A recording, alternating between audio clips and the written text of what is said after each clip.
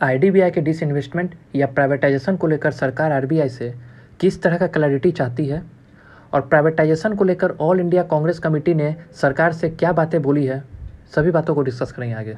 आने वाले अपडेट्स के लिए इस चैनल को सब्सक्राइब करें और बेल आइकन प्रेस करें ताकि कोई भी नोटिफिकेशन आपसे मिस ना हो। उम्मीद है आप सभी अच्छे होंगे और स्वस्थ होंगे। जय हिंद दोस्तों, पिछले दिनों हमने देखा था कि आईडीबीआई बैंक के डिसइन्वेस्टमेंट या प्राइवेटाइजेशन को लेकर कैबिनेट की मंजूरी मिल चुकी थी और इसके सभी प्रक्रिया की जिम्मेदारी आरबीआई को सौंपी गई।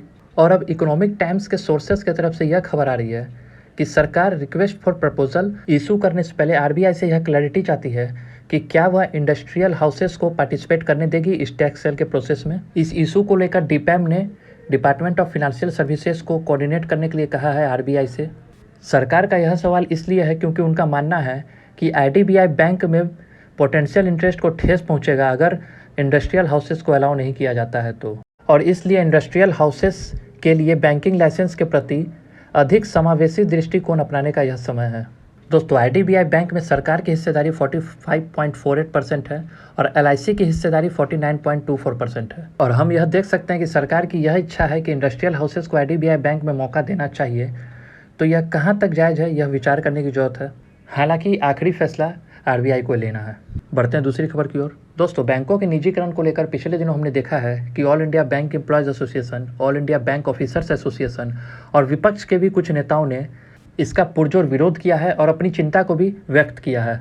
और इसी को लेकर देहरादून में प्रेस कॉन्फ्रेंस के दौरान ऑल इंडिया कांग्रेस कमेटी के स्पोक पर्सन गौरव बल्लभ ने निजीकरण का विरोध यह कहते हुए किया कि प्राइवेट हाथों में सरकारियों कंपनियों का देना यह एक प्रतिकूल प्रभाव डालेगा और भविष्य में अपॉर्चुनिटीज़ को भी कम करेगा। पिछले 7 सालों से लगातार हमने देखा है कि सोशल और पब्लिक लाइफ में गिरावट हुई है। ऑल इंडिया कांग्रेस कमेटी यह सवाल पूछती है कि इतने दशकों से बनी सरकारी संपत्ति को प्राइवेट हाथों में सरकार क्यों दे रही है। डिसइन्वेस्टमेंट और प्राइवेटाइजेशन के अलावा सरकार अपने एसेट्स को मोनेटाइज भी करना चाह रही है। सरकार सरकारी संपत्तियों को अपने दोस्तों को ट्रांसफ़र कर देगी और सिर्फ कागज़ के टुकड़ों में ही ऑनरशिप सरकार की रहेगी और वह भी 30 से 50 साल के बाद उसे वह वापस मिलेगा। गौरव बल्लभ के अकॉर्डिंग प्राइवेटाइजेशन के 3 चुनौतियां हैं। पहला कि जो सरकार को रेवेन्यू आता था वह अब देश को नहीं मिलेगा। सरकारी कंपनी में जॉब का घटना भी एक चिंता का विषय है। बड़े प्राइवेट प्लेयर मोनोपोली क्रिएट करेंगे, जैसे कि पावर में, टेलीकॉम में और नेचुरल गैस पाइपलाइन में। तो दोस्तों, यह सब बातें थी जो ऑल इंडिया कांग्रेस कमेटी ने सरकार के सामने रखी।